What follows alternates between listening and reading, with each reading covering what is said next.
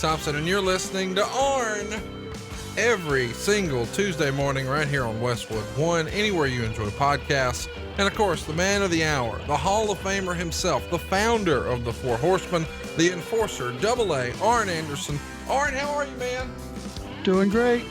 My favorite part of the week. Well, I'm glad to hear that, but man, you had a heck of a run. You've been on the road again. Last week you went to New York, and we've talked about when you went to New York back in '88. But here you are making New York shots in 2019. How'd your trip to the big event go? It was awesome.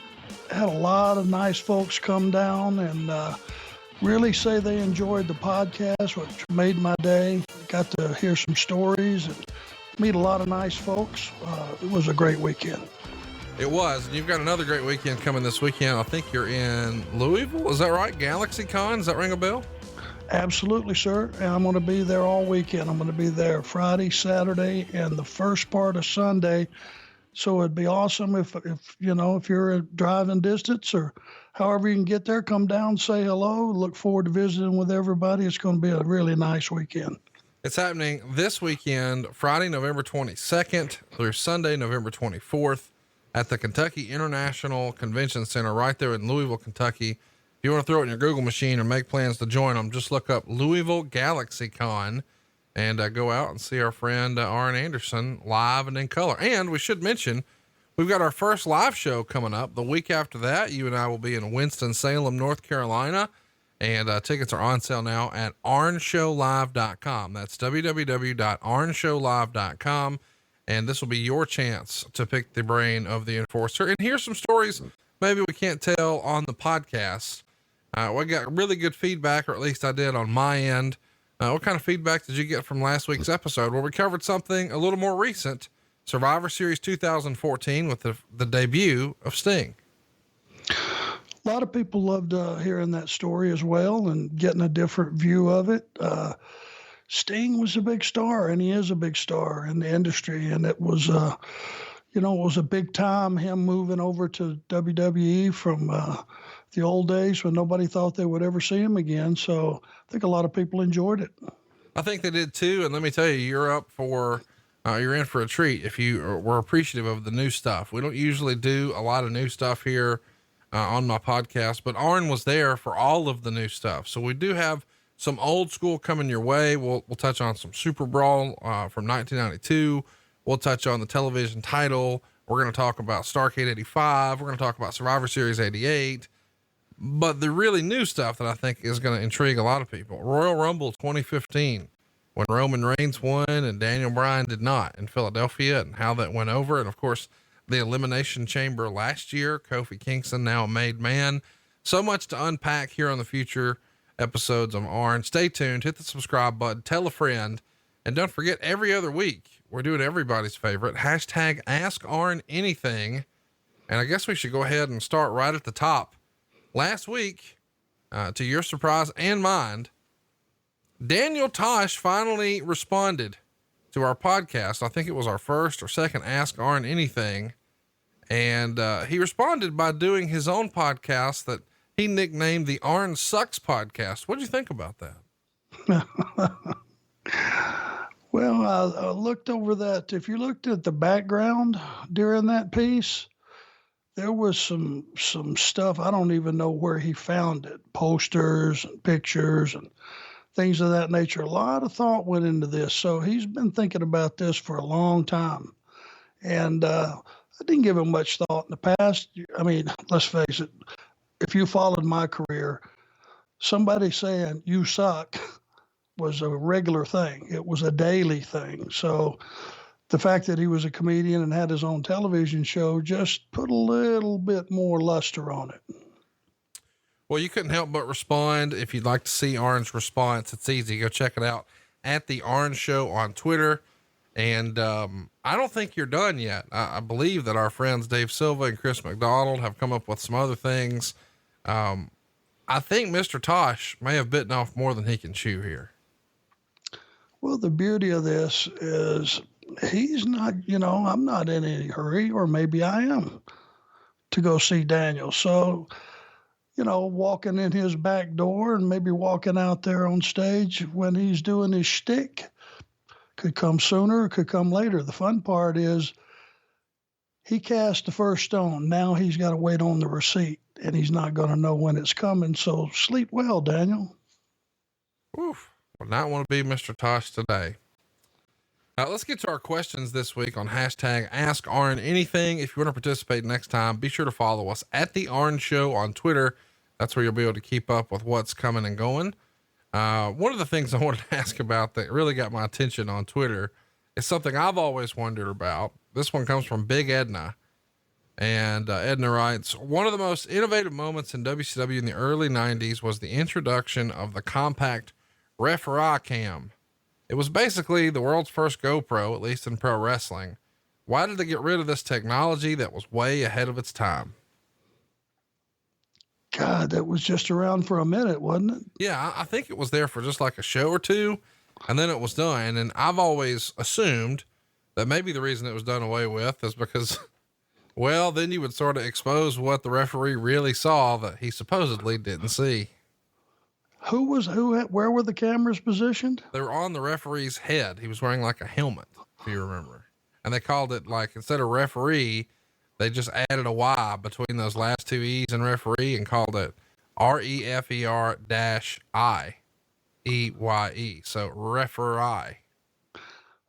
That idea is so rotten. And I'm hoping to God that the reason I don't remember it is not because I saw it and just melted down. I'm hoping I wasn't at TV that week because I don't recall that. I can tell you this, that's terrible.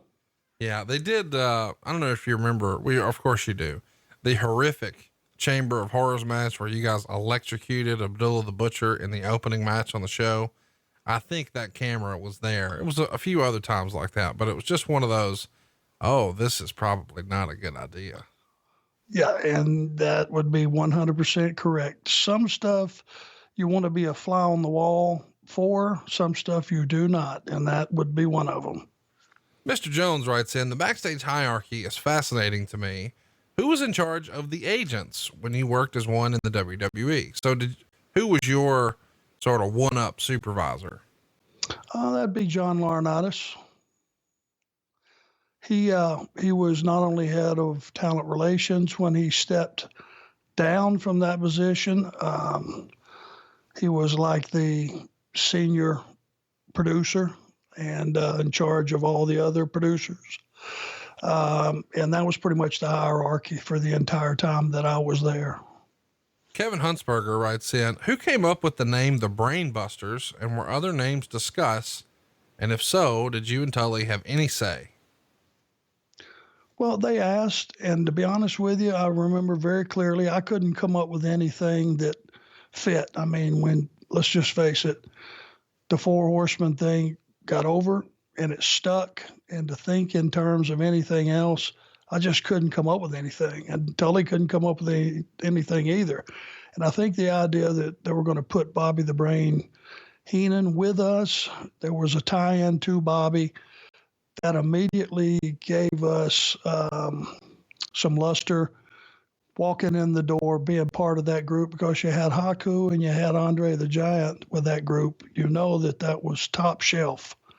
And the fact that they didn't come up with something really goofy and cartoonish, we were just thankful for that. And it, whether you like the name or not, I never thought about it. I think everybody that looked at us as the Horsemen, and that never went away. Doug has a follow-up question about Bobby Heenan. What was it like working with Bobby Heenan? Do you have any good brain stories you can share?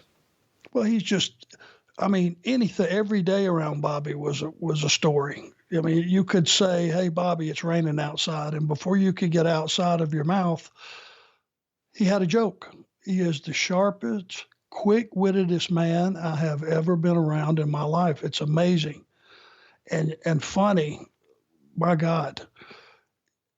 Bobby was just one of those guys that enjoyed the business. He was old school. He loved what he did for a living. Hilarious to be around. And like I said, he's the funniest guy I've ever met. The Bodacious writes in, we've heard over the years that The Undertaker is a badass in real life and a locker room leader. What was your experience working with the dead man like on your run in for WrestleMania 18? Well, it's one of those moments that pops up. I get asked about that, at every signing, just about. There are certain topics. Tasho's one of them. Where's Ole is another one. And most people are very positive and say, God, I love that when you just came out of nowhere and Spinebuster the Undertaker. Undertaker has earned his respect in this business. He's always been a top shelf performer, businessman, locker room leader, all of those things. And he leads by example. Nobody works harder. Nobody spends more time thinking about what they're going to do before they go to the ring. Unselfish when it's called for. He's the all-around cowboy. He's a pro, top to bottom. And the few times that I got to work with him as a producer, we had a great rapport and figured out what was best for that day. And he's got nothing but my respect. Dean Martin wants to know, in your opinion, would Larry Zbyszko have made a good horseman? Is this the real Dean Martin? No, it's not the real Dean Martin. Ah, shit. No. Larry, who is another character, if you know Larry, what you see is what you get. Larry was very fond of stalling. And they would chant, "Stall, Larry, stall," which would cause Larry to stall even more. And I'm in here trying to have a match when we were partners. And then they would start into the Larry sucks. And I would say, are you going to get in here and do anything? And Larry would go, but Arn, don't you hear them? They're chanting Larry sucks. I said, Larry, they mean it.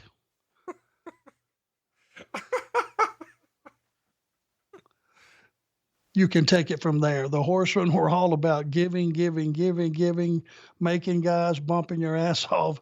That was not Larry's forte. Great in his own world, great as a single. I enjoyed being partners with him. He would not have made a good horseman. Let's talk about another horseman partner. Ray writes in, would Arn have liked to have had the opportunity to do a breakup and rivalry angle with Tully Blanchard? And if yes, who would have been the heel and who would have been the babyface? No, I wouldn't have enjoyed it. I don't think any of us was. It wasn't broke. There was never a point that, just like one of my favorite moments was not wrestling Rick. It would not have been wrestling Tully either. But should that have happened, make no mistake, Tully would have been the babyface and I would have been the heel, just because I don't have any babyface skills, as we've discussed before. No drop kicks, no head scissors, no flops off the top, no flips off the top. Tully is a lot more versatile in his repertoire. He is a lot more skilled offensively as far as flashy stuff and going up top and coming off the top or whatever it may be. So unless, to be honest with you, let me back up for just a minute. Unless the audience saw it the other way, and we would immediately flip-flop it and go whichever way the audience chose for us to go. It's really hard to imagine Tully Blanchard as a good guy. It's in my brief time as a wrestling promoter, quote unquote, with StarCast. I don't think I had anybody pegged more wrong than him. He played such an asshole on TV that you sort of expect a little bit of that in real life. He's the nicest guy in the world, but I could still see how he could just very easily flip it on and go into daddy mode, and he gives you that look, and he's a heel, man, through and through. Well, you know what? Like I said, backing up for just a second, yes, for sure he is. And maybe they would have taken it the other way, cause Tully could turn it on back then. He got a lot of heat, Rick had his fans and we always had them every night cheering for him. And then they would boo us. And then as each year passed by, I started to gain some fans for God knows whatever reason. Probably they just felt bad that I was getting beat every night. They just wanted to see me win one at any cost. Who knows? But yeah, Tully was a hell of a heel, and today he still can think in those terms very well. He's going to do well with Sean Spears. Mr. Jones writes in, all right, let's get to it. You've worked side by side with the Nature Boy and behind the scenes with the Heartbreak Kid. In your opinion, who's the better wrestler? Oh, that's impossible to say because they're different. They're each incredible in their own right. Shawn Michaels is the consummate, to me, is the consummate babyface. Talking about a guy that does have babyface skills. Nobody sells better. Nobody can tell a story better in the ring. His ability to make it a comeback that you believe in. Incredible. Rick, consummate heel. Even though he gets cheered, Rick is still a heel. Rick will always be a heel. He's just one of those guys that you love to hate. And there's no way to say one is better than the other. Lone Lee writes in, any Ming or Haku stories you can share? One night we were all eating late, and then it was like it was somewhere like in Tulsa, Oklahoma, or somewhere like that, somewhere out in Oklahoma City.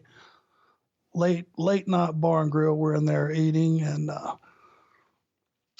this guy kept looking at Ming, and for whatever reason, over the years, you're going to have people that will tell you stories, but so for some reason, guys would get whiskeyed up and they would run right over me to go insult Ming. And I've seen them do it to a lot of the guys, just blow right by another guy to mess with the one guy on the planet you don't want to mess with. So anyway, this guy's about 6'5", he's about 270, a raw bone cowboy. He just, he kept looking at Ming and he kept saying stuff under his breath, and pretty soon Ming picked up on it. The guy kept on, and Ming just got up and started right for him. Well, the guy happened to be sitting where his back was almost to the first door that led into the men's bathroom.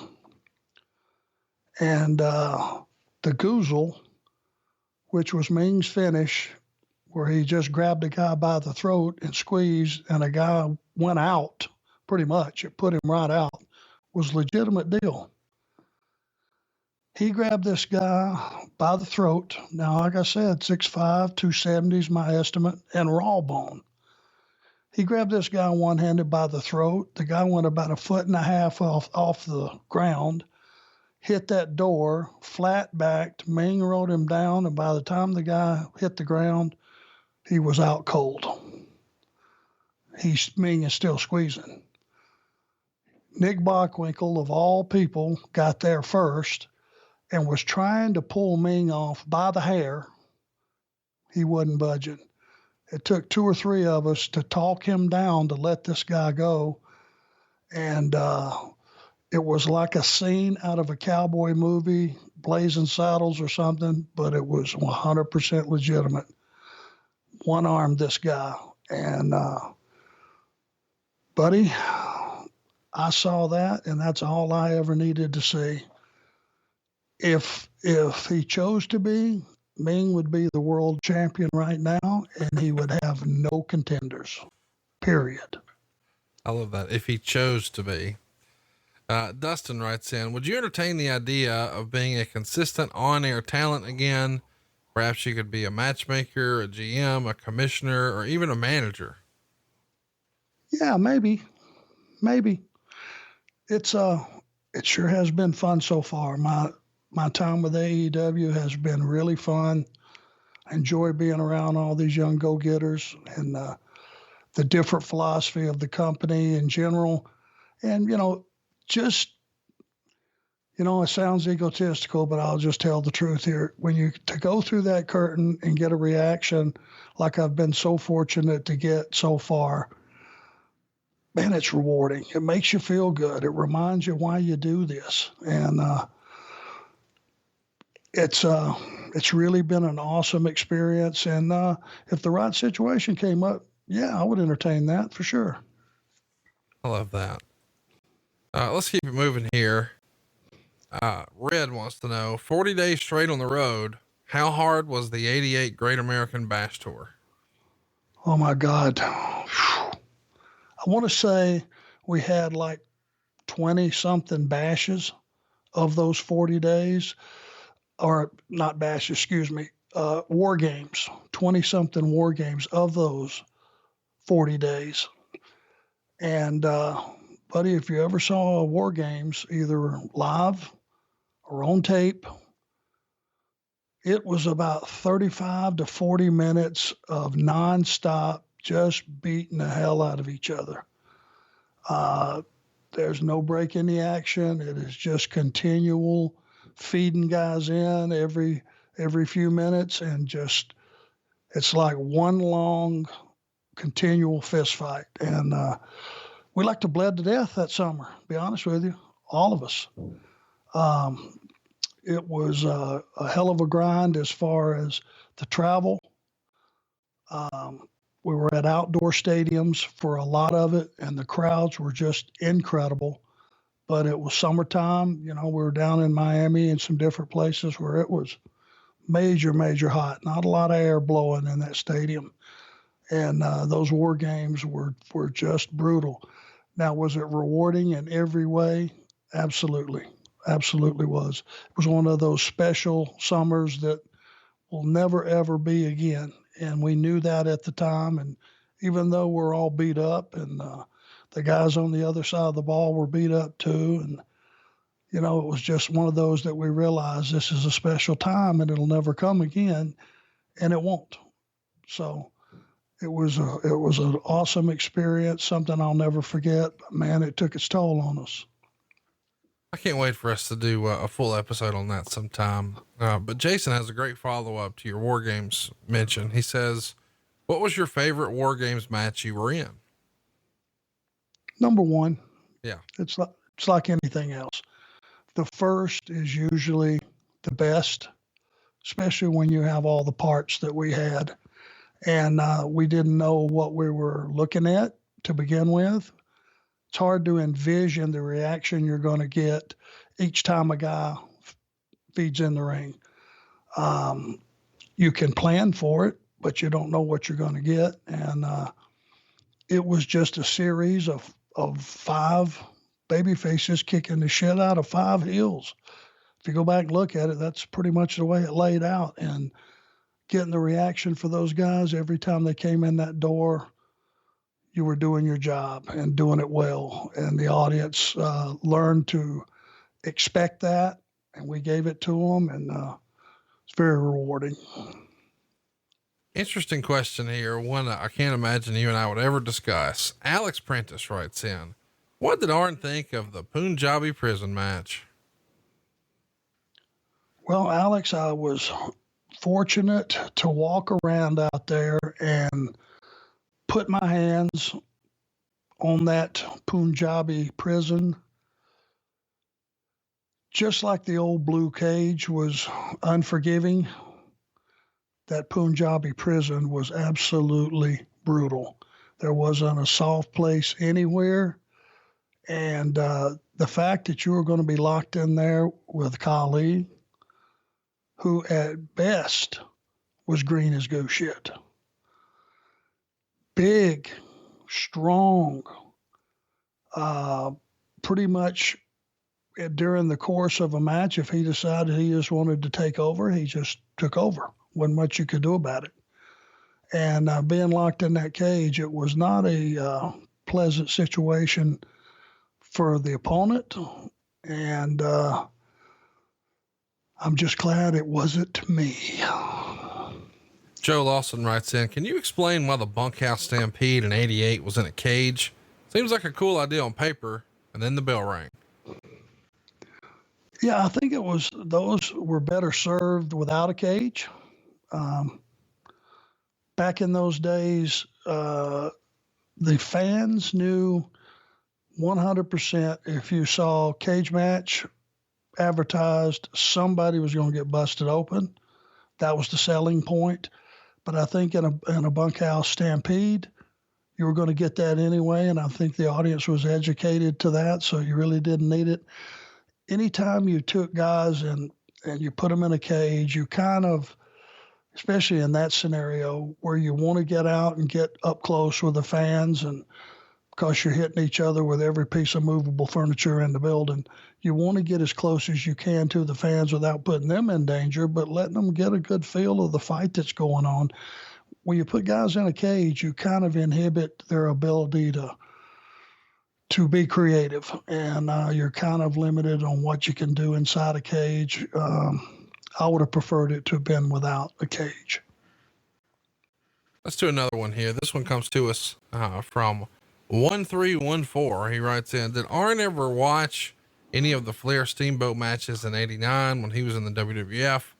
And if so, did he give Flair a call? I never did get to see them. I heard about them. I could imagine what they were going to be like. Ricky is the ultimate babyface. You're talking about selling and fighting back. Nobody was better.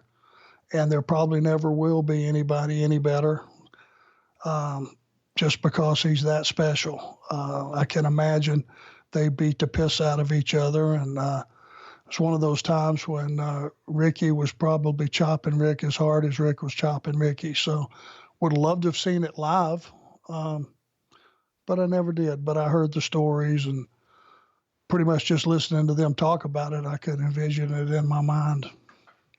Martin writes in, is there someone in WWE whose job it is to listen to podcasts and report what they hear to the higher ups? Oh, I'm sure of it.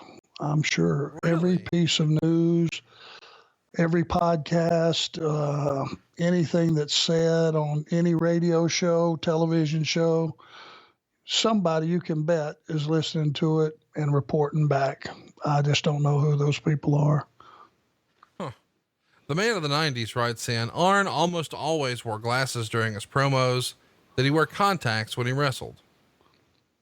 No, I never could. Because I figured if contacts were going to get knocked out, as much as I was getting banged around, they were going to get knocked out of my eyes. I was just going to end up losing them anyway. And my ability to see was about first row of ringside. Past that, everything was a blur. My grandmother, bless her heart, never saw me wrestle. And after I first got started and was kind of telling her about it, and she said, well, son, do you wrestle with your glasses on? I said, no, Granny, but I probably would do a lot better if I did. So my ability to see, sometimes was limited to wrestling off of body heat. Just grab something warm. Grab something warm. Taylor writes in, even though it's current, what does Arn think of Charlotte, Sasha, Becky, and Bayley referring to themselves as the Four Horsewomen? Well, I'm flattered. The girls thought enough of us to name themselves that, and they've certainly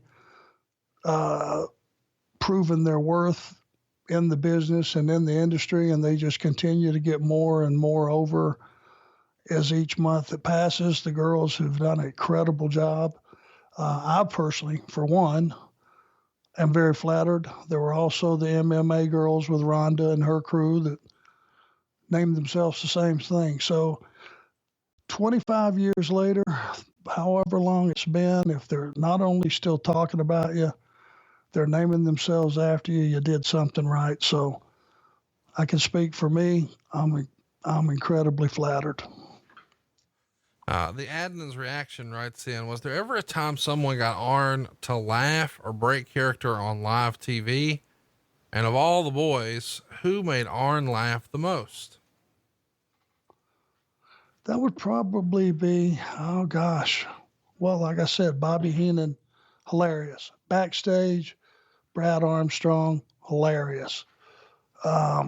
Wish he could have brought that to a microphone and with the red light on.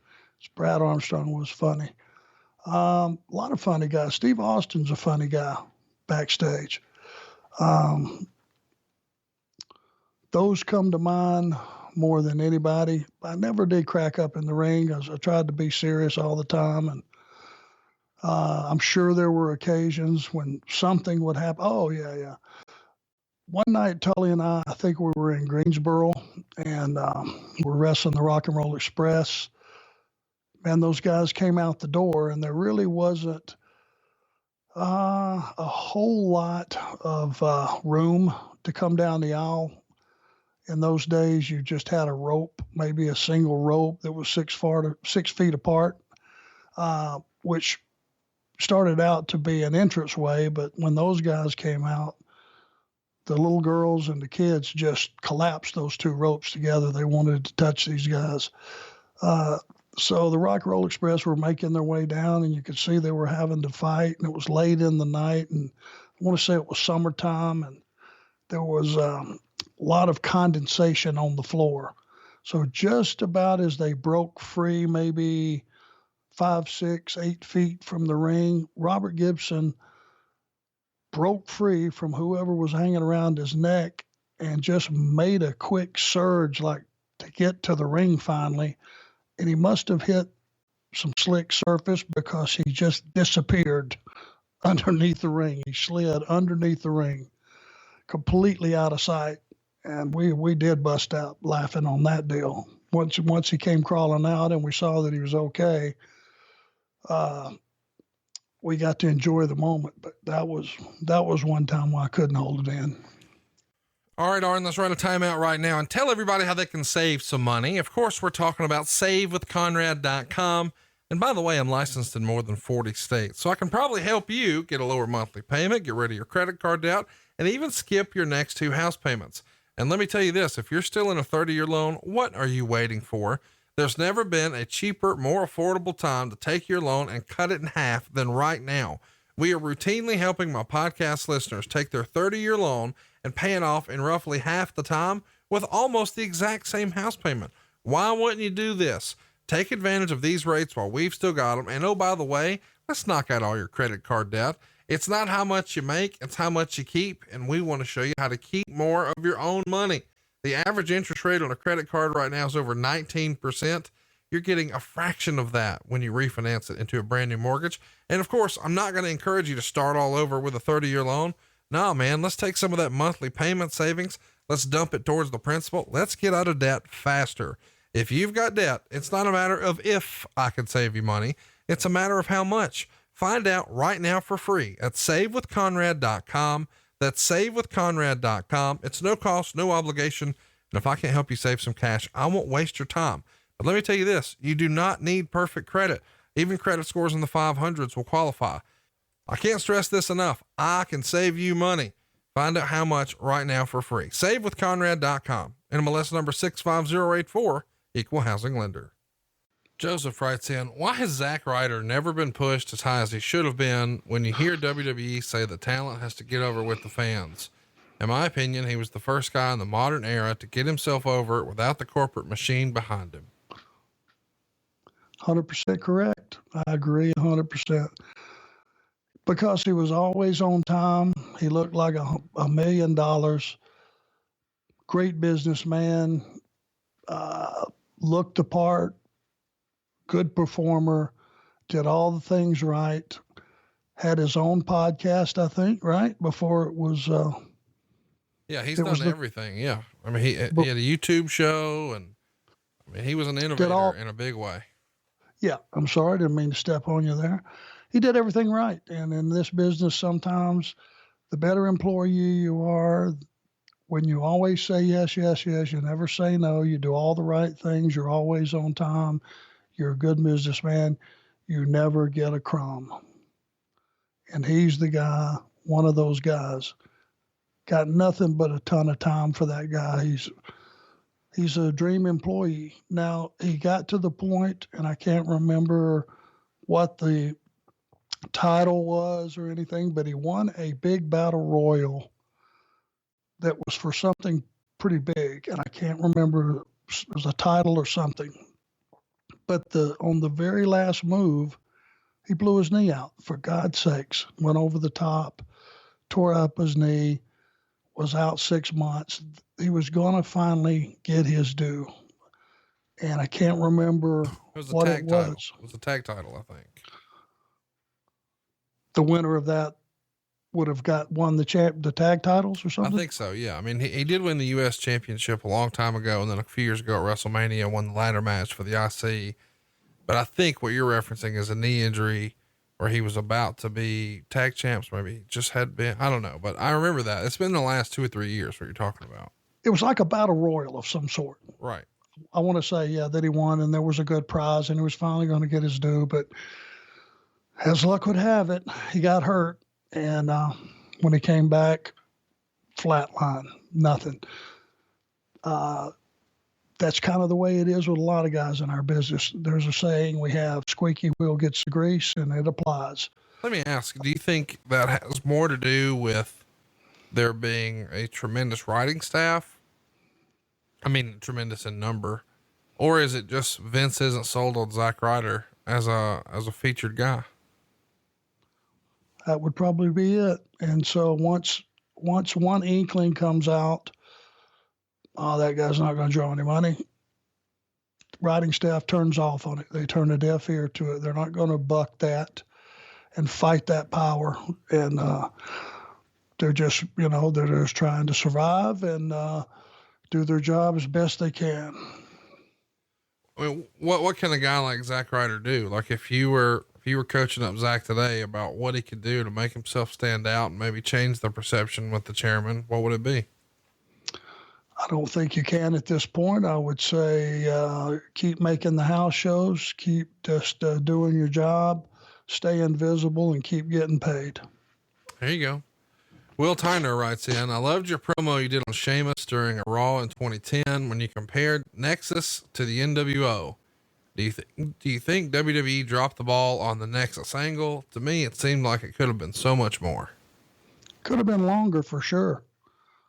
All those rookies. I mean, the story was very easy to digest. There were a bunch of young beasts. I mean, you look at those guys who, that were all in that group, and there was 7 or 8 of them. So the story was they would function like a single person. If you saw one, you saw them all. And it could have most definitely lasted a lot longer. You could have got a lot more heat on those guys before you cooled it off, which is an issue all the time of things running their full course or getting cut off too soon. A lot of guys, it's like you get to a certain point of getting over and then it just goes away. Everything Pro Wrestling writes in, what were your thoughts on CM Punk during his time with the WWE? Did he deserve a better run than he got with the WWE title? Well, I think he had a pretty good run. Yeah. Myself, if you look at everyone and every piece of talent in its entirety and who was pushed properly and who was able to do what on television and who made money and what was the length of their tenure as champion, who did they beat to become champion, what were the circumstances when they were no longer champion, I think he had a pretty fair run. I know he was able to talk them into trusting him to do the pipe bomb promos, and those are the things that people seem to remember and what really got him over. There's nothing like being able to look at your boss and tell him to F off. And that's what got Austin over and made him special. He was the first one to ever do it. And boy, did he do it with authority. And it was like everybody that had a boss that they hated got in Austin's hip pocket. And then the fact that he was a tremendous performer, tremendous businessman. He had all the tools. He could really go bell to bell. He could talk. He looked great. He had everything. It opened the door for later down the road. Punk kind of did the same thing with the authority. And you don't have that happening very, very often. It was a rare time in the business. And it has sustained him as far as the wrestling fans' eyes to this day. Were you surprised to see him pop up on the new FS1 show last week?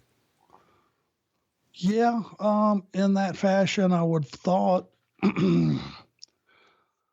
just because I was groomed one way in the business, if we don't make it big, it's not big. To walk him out as a surprise on a show that's not over yet and doesn't have a following yet, it's probably not like advertising him for 3 weeks, coming, and let everybody on the planet know that he's coming. Seems like to me the more logical way to reintroduce him to the business. I had a friend of ours who I won't say their name because they probably don't want me to attribute the quote to them, but when it happened last week, the next day they texted me and said, not for nothing, but your StarCast announcement, CM Punk got more buzz than the WWE bringing him back. And I don't know that I agree with that, but the idea that it was even mentioned that way tells me they did something there was a miss, because it should have been the biggest possible thing that anybody talked about last week. And it just felt like, oh, did you see this? It didn't feel as monumental as maybe it could have been, but maybe it's because it wasn't on Raw or SmackDown. You got to think if he ever pops up on one of those shows, people are just going to fucking melt down. Well, but you only get a first chance to make that kind of impression. Right. Don't you? Yeah, no, I agree. I mean, now it's already out of the bag, and the speculation is when he's going to show up. He's probably going to wrestle. So-and-so thinks that he's going to wrestle. So-and-so thinks he's not. I mean, you're going to have all that speculation, but it's like you want to have that huge platform for a guy to get reintroduced to the biggest audience you can possibly have. And, if you knew you were going to go this way anyway, and this would be the big if, wouldn't it have been on that very first Friday night SmackDown show? That's where it would have went down. That's where you had the most eyes on it. God knows if you watch Fox and you watch like I do football on Fox and all kind of different stuff, they're doing everything on the planet they can do to promote the WWE product. They got commercials on there. They got their announce team doing little gags. They got all kind of stuff. So you would have thought that would have been the place to do it. Now, they might have not had a deal at that point, and who knows? Another follow-up question for me. I've always been curious about this. Way back in 2013, CM Punk tweeted out a picture. It said, "Ladies and gentlemen, I give you Arn Anderson." This is in the middle of his feud with The Undertaker. Someone had put glasses, mustache, goatee, and a little bit of hair sparse around the top of the urn. And you posed next to it, Arn and Arn Anderson. This is pretty fucking funny. Whose idea was that? Well, it was probably his. The urn obviously had to do with he had stolen from the Undertaker. Right. He just popped in a production meeting, and I was on the last row, and he just came in the door and pretty much just had the thing in his hand, and everybody looked at it and figured out what it was. And, hey, Arn Anderson, and everybody started laughing. He just came over and got a quick pic with me. And it was just a spontaneous deal. He popped in a production meeting, interrupted it, got the pic, and out the door he went. It's hilarious. That's all it was. It wasn't planned. Good stuff. Imagine that, something spontaneous. Yeah. Strong Style Psycho writes in, and this is a pretty controversial question these days. What are Arn's thoughts on Orange Cassidy and Marco Stunt? And I'm sure you've seen a lot of the AEW programming, since I know for sure you've been at least 2 of the shows, Marco Stunt being the smaller performer of the Jurassic Express trio. Your old pal Jim Cornette has been pretty critical of him having a place in wrestling. And he thinks that Orange Cassidy, who he has nicknamed Pockets, is a disgrace to the wrestling business. You're old school. Where do you fall on this? Well, I am learning, as you can tell. I'm doing this podcast, for one. 3-4 years ago, if you would ask me this question, I would have said probably a different answer than I have today. it's not up to me to judge whether Orange Cassidy is something negative. It's up to the audience to make that judgment. Right. And when they quit reacting to him, you will know that you made a mistake. If they never quit reacting to him, then they're accepting it and they understand, okay, this is a part of the bigger picture, but it's totally separate. It's a separate entity within the product, and you figure out ways to integrate it in to where you don't step on the more serious talent that are doing all the right things that you have to do to draw money. Now, will this guy ever get to a position where he can help draw money? I certainly hope so, because it is different. It is new. It is fresh. It is something within the bigger product and the bigger course of the entire show that's totally different. Same thing with Marco. He is tiny. The guys are going to have to work with him in a way that makes sense. And as long as they do that, Eddie Guerrero was no monster. Had big arms. He was no monster. Rey Mysterio, not a monster. Juventud Guerrero, not a monster. Shawn Michaels, huge star in this business, as big as anybody has been, arguably, in the last 20 years. Not a big monster. So he's much smaller than them, but hey, those guys got over. And if this guy, which I think he has some talent from what I've seen so far, if he gets over, he's going to prove all the naysayers wrong. So I say, give it a chance.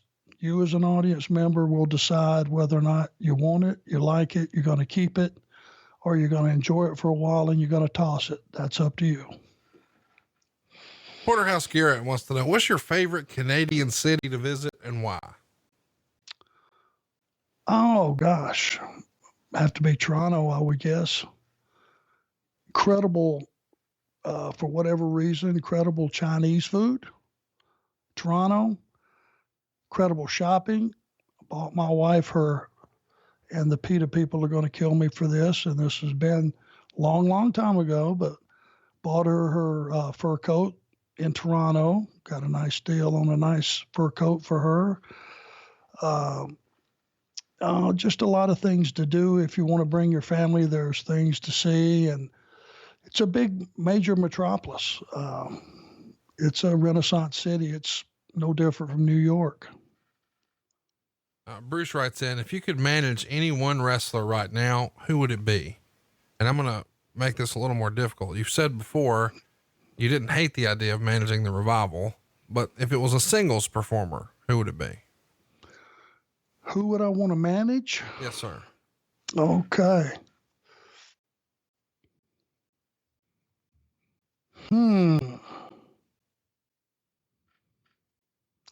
That's interesting.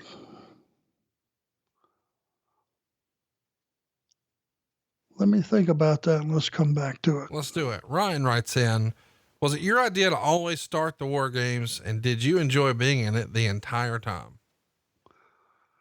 Actually, it was Dusty's, because he wanted to start too, and he wanted me to start with him. We trusted each other. We kind of knew from all the single matches that we had what we wanted to do. And, I was honored that I got picked, and I pretty much got picked. And after it worked the first time, then it was just pretty much my spot. And I was honored, kind of like being the television champion as long and as many times as I was. I never looked at that as a burden. I looked at it as a reward and an opportunity to go out and do what I really love about this business, the part that overrides the notoriety or getting a nice table in a restaurant or being noticed. The wrestling is the part that I love. And there's nothing like it on earth to go out and be able to pull something off that you know was good as far as the story and the performance and the physicality, and all the things that go into having a good wrestling show. And the wrestling is the part I love, and I just got to be in the whole time, and it was awesome. Chesler writes in, what are your memories of working with the Mega Man Tom McGee in the WWF? Well, Tom was one of those physical specimens. It was like Luger. The guy looked incredible. I guess he had background as a gymnast or something like that. He could do all the, over the top to the floor stuff, and that a guy his size normally didn't do. He was very green. He really was just getting started. So he wasn't very far along. And I think it was a test more than anything to see how it would handle not only wrestling that guy, but putting him over. In those days, you had a lot of tests when you first went to work for WWF. They wanted to see if you were going to balk at, doing business. And I certainly was not going to do that. And I did my best to have a good match. I would say probably it was not stellar. I haven't seen it back in, God, I don't know how long. But I can only imagine it was so-so at best. Chris Long writes in, I've always wanted to know, as a fellow southpaw, did being left-handed present any challenges learning to work in the ring, considering the American style is to work from the left side? Well, just the one thing that stands out to me, it doesn't matter who it is, whether it's Terry Funk or myself or Harley Race or, and I really worked on having a good punch. And those two guys were lefties that I thought had really good punches. But it's still, there's something about a left-handed punch that just doesn't look right. It's like stomping a guy left-footed. You look at it and the physicality can be great. It can be flawless, but something looks different about a lefty, and it just doesn't look as pretty or clean or however you want to put it, normal as a right-hander. And it's just one, maybe I'm the only one that thinks that, but that's the way I feel about it. Well, I know something else you think about, and that's life insurance. In fact, we've even talked about it here on the show before when we talked about your retirement. But life insurance is something that is, that maybe some of our listeners aren't getting a fair shake at. Here's what I mean. Look in the mirror. You look good.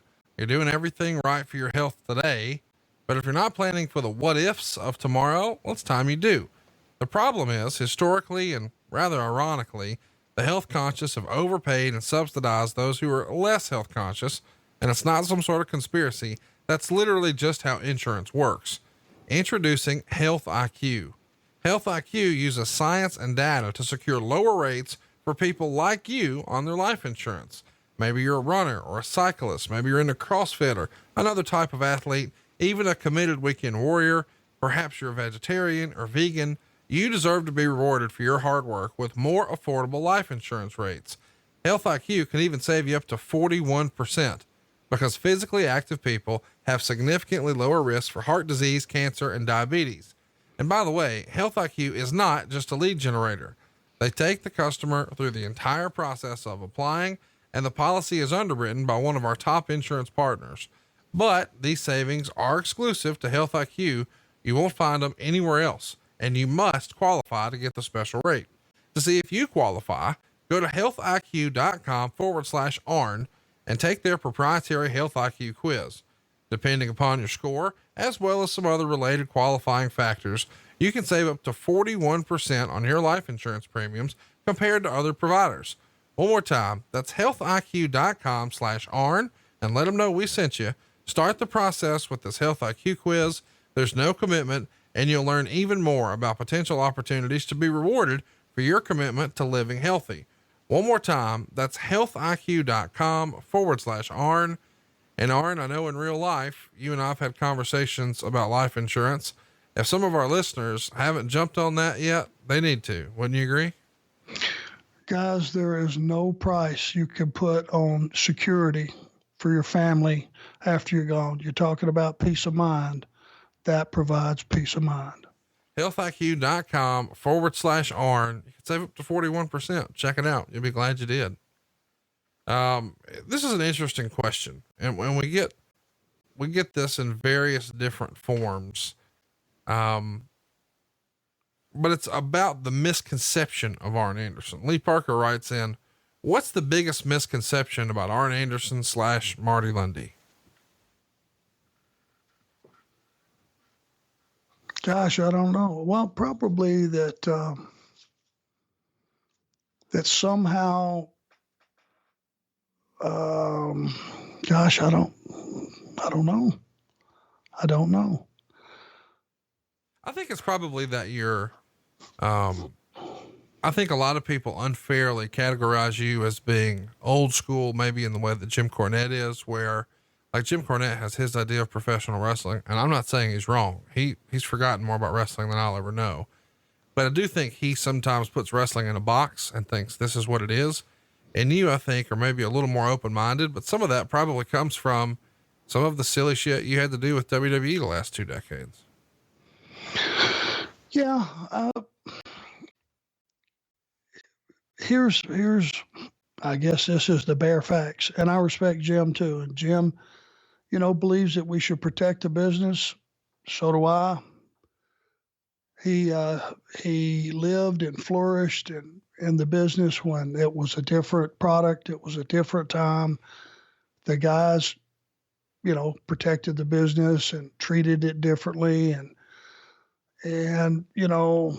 wrestled differently. There was things that, that I see today that I look at these kids and I go, God, that's dangerous. And I'm scared for them.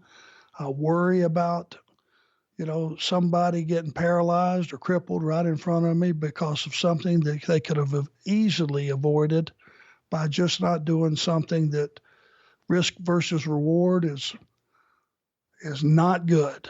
But the fact is, if you're from our era and you want to continue to be a part of this business, you got to evolve, and you have to shut one eye, say a little prayer, and hope everything works out for the velocity and the high impact things that are going on today. Because, the reality is you have a lot more injuries today with the talent because it's a lot more high impact style. And, if you want to be a part of it and still be involved in it, what I'm learning is you're going to have to be a little more contemporary in your thinking and understand that the business has changed and it will never go back to what it was.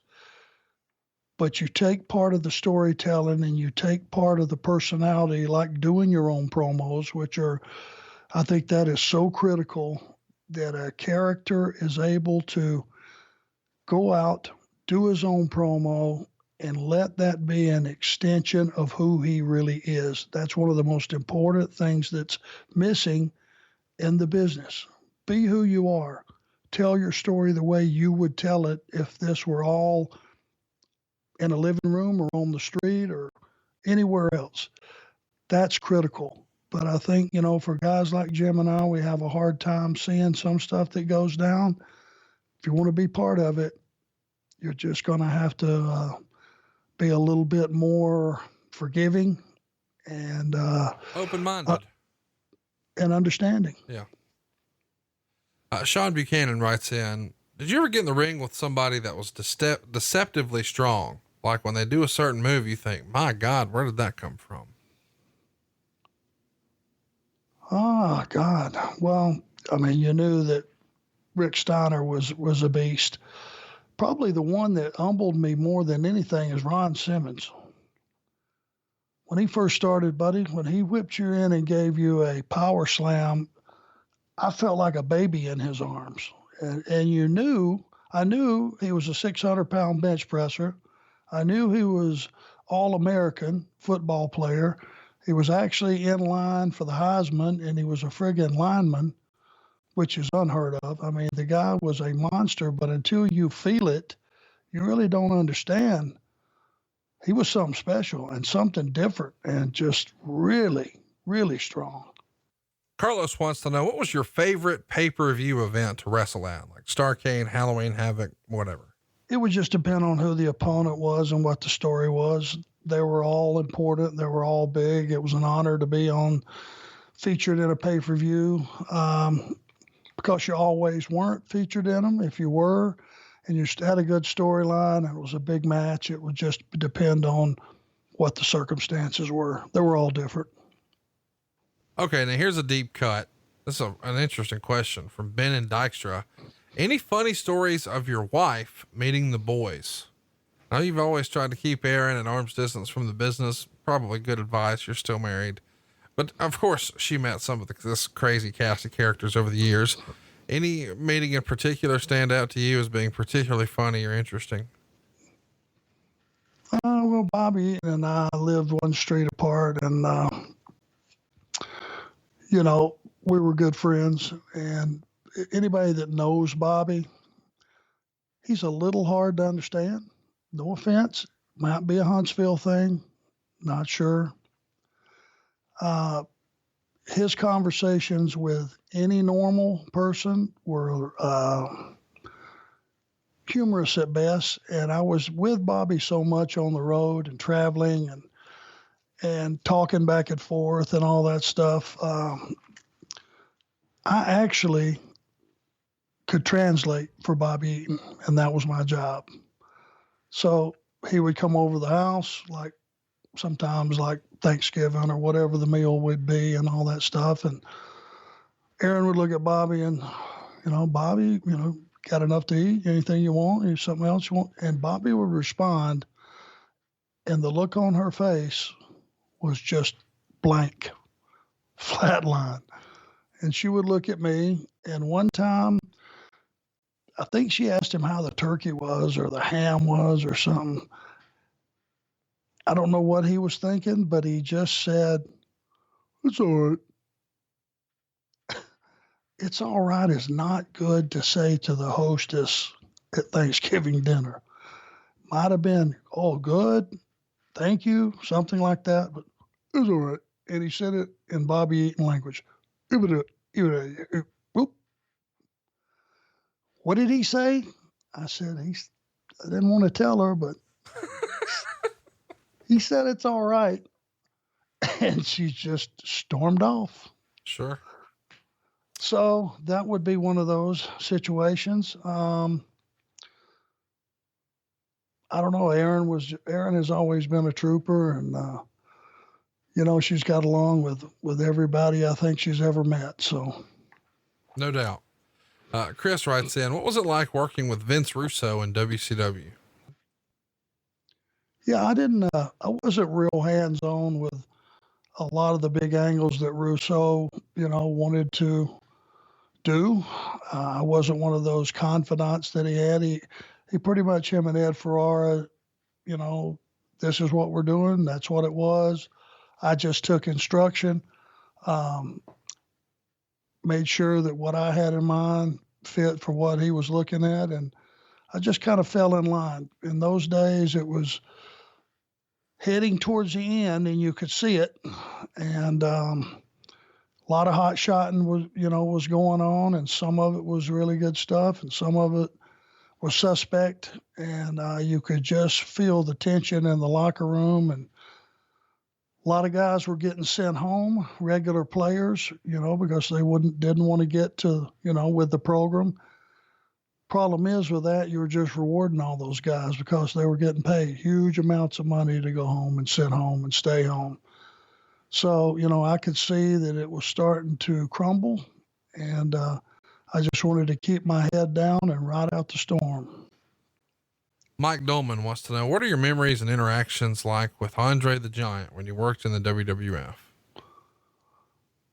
Got along great with Andre. If Andre liked you, he was nothing but good to you. I sat in on a few of those drinking extravaganzas at the hotel bar where he would drink 22 bottles of beer or 10 bottles of wine or whatever it was. It was something to behold.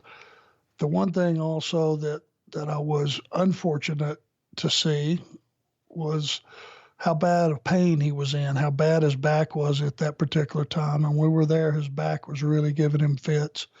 To try to fit in a first-class seat on a plane was misery for him. To try to get in a rental car was misery for him. Any normal bar stool or chair or booth or anything that he could, what you and I would deem, okay, well, this is fine, was like him just, it was just miserable for him. And to see him suffer through that and to get on those 6 o'clock flights every morning when you knew his back was just killing him was heartbreaking. And he had such a big heart. He just was a good guy. If he liked you, if he didn't like you, you better never come around him because he let you know. Ryan Evans writes in, I've heard that Chris Benoit's son David wants to be a wrestler. Do you think he should, given the circumstance with his dad? Do you think his last name will pose any unique challenges? Well, of course, he's going to be met head on with the one challenge that matters. I've never been able to wrap my head around what supposedly happened with Chris and his family. It's the Chris I knew would not have been capable of that in any way, shape, or form. If it did happen, God Almighty, I don't even know how to address it. It's so horrifying. It's so terrifying, and it's just the fact that what went down. If it did go down like that, I can't condone it. Obviously, I mean, I don't even know how to address it. But the kid didn't do it. He didn't do anything. There's nothing he's done wrong. And if he wants to be in the business, he's a whole separate person than his dad. He's got nothing to do with what happened in that house on that fateful night or weekend. He should be given a chance if he truly wants to be in the business. And see if he has anything, see if he has something to offer. I would suggest by now he's probably been in a ring a few times, and someone hopefully will advise him properly. And I wouldn't tell anybody that wanted to get in this business, just like when people would tell me, well, you can't do that. You don't know anybody. You can't get into that. There's no chance in hell you'll ever break into that business. I didn't listen to them, and I don't think he should listen to any naysayers himself. Chris Herman has a great question. What does Arn consider to be his greatest achievement as an agent? Probably the number of emails and calls and texts I got when I left WWE. Wow. From the talent. People I hadn't talked to in years that didn't work there, just positive phone calls, positive texts, people letting me know what I meant to them and their career, conversations we had never had all the time, the 18 years that I worked there, let me know that, there was always that question, hey, when you've been one of the boys, can you be in the office? And can you're not one of the boys anymore, well, I could never accept being told that. I'm always going to be one of the boys. The fact that I'm doing a producer job, it's got nothing to do with the fact that I'm one of the boys. And the reason I could do my job effectively is because the young guys knew I had been there, done that. I had a record. I had a body of work that made sense and drew money, and I was part of a group that drew a lot of money, and I did a lot of things the right way as far as making the business better than how I found it, which is all of our jobs. Leave this business better than you found it. And the amount of communication that I had with the talent let me know that I had done a whole lot of things right, and that made me feel good at a time that I needed it. Interesting question here from Michael Eldridge. I bet you'll have some fun with this one. Would Arn rather take 25 lariats from Stan Hansen or do a 1-hour Iron Man match with the Renegade?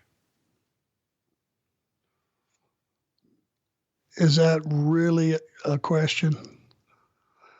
There's no comparison. Stan could knock my head off until the world ends. It would not be as painful as 15 minutes with the Renegade. Oh my gosh. Noble Burkhead wants to know, what's your opinion on blading? Do you think the lack of it, especially in cage matches, takes away from the match these days? Yeah, I mean, that was one of the things that you hoped for and got 100% of the time and looked forward to. It was a payoff to an angle where hopefully, in its best scenario, a heel had screwed this babyface time after time after time, ran for his life after he did it. Finally, you're going to lock this guy in a cage, and it was payday for your superhero. And when that was the story, as simple as it was, and you paid it off, and that heel almost bled to death, as well as just trying to get out of that cage with his life, then you did exactly what you should have done for that angle and the business. And I miss it. I think it has a place. We'll never go back to that. Too many negatives. But yeah, I'm a big fan of that. Grayson Smith writes in shoot interviews, Ricky Morton has often alluded to the idea that the reason the belt was put on Ronnie Garvin was that he would not take the singles title himself because he didn't want to break up the Rock and Roll Express. Can you confirm that a feud was ever discussed or some sort of championship run was ever discussed for Ricky Morton? I don't know. Would he have been able to sustain it for a while? Yeah. Ricky Morton was red hot. Rock and Roll Express was red hot. Ricky Morton was the guy that the fans hated for you to beat him up. They just hated it. And he would have been a good champion that was beatable on any given night. There was danger of him getting beat, which would have added a lot of luster to the title, I thought. If that would have been the case, I never heard about that, but that was behind closed door meetings that I wouldn't have been privy to. We'll do a few more and then we'll wrap things up. Robert Noss writes in, has Arn watched the new NWA Power studio show? And if so, what are his thoughts? Haven't gotten there yet. I will get there. I've been, and I said on 1 week, I don't remember when it was, but and it might have been something entirely different, like a StarCast, part of that media frenzy.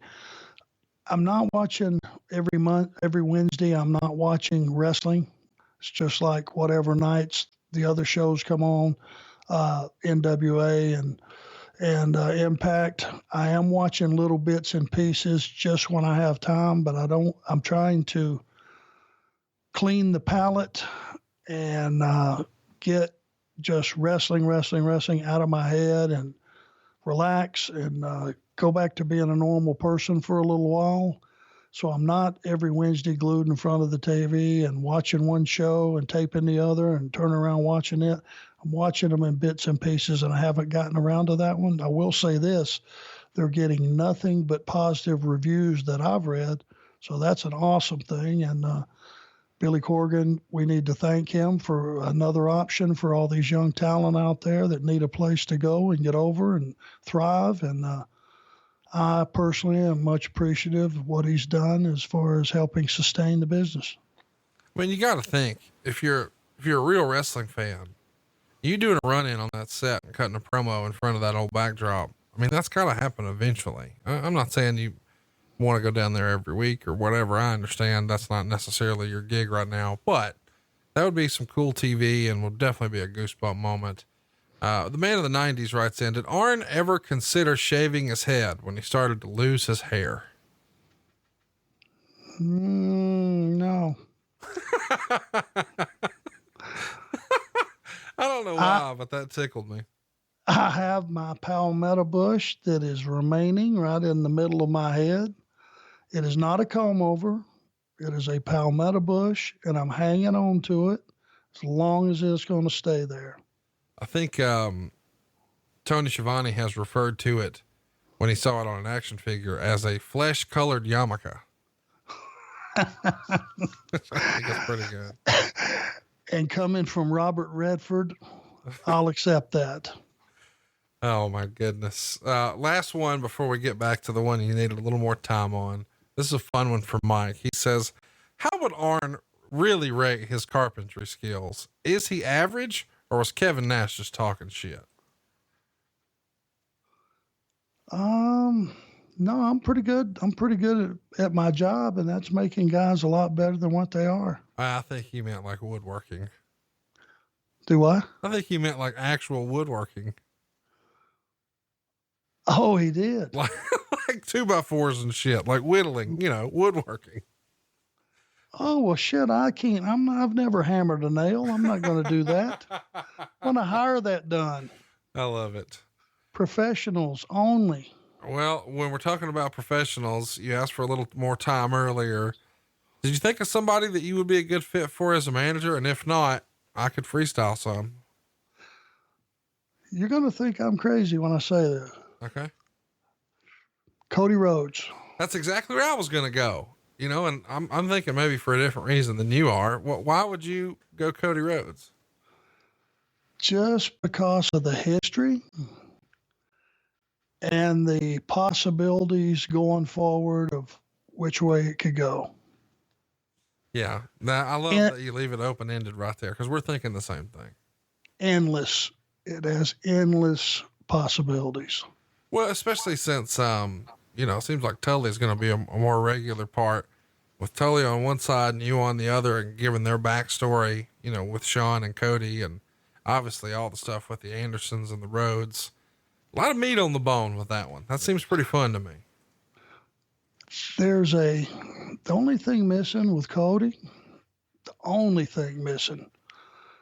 is there is a time, no matter what your wrestling style or mentality is, there is a time for viciousness. And that's the one ingredient that he needs to learn. And I'll just leave it at that. Well, let's leave it at that for this week. We're going to be back next week with a brand new episode, this time talking about Survivor Series 1988. It's Arn Anderson's first pay-per-view for the WWF, and it went down on November 24th in Ohio. We're looking forward to talking about that huge tag team match, and I mean huge. You've got the Powers of Pain, the British Bulldogs, the Hart Foundation, and Demolition, with the Brainbusters, the Bolsheviks, the Fabulous Rougeaus, the Conquistadors. I mean, there are so many wrestlers in this match. It's 10 on 10, not just 5 on 5, but 10 on 10, 5 tag teams on either side.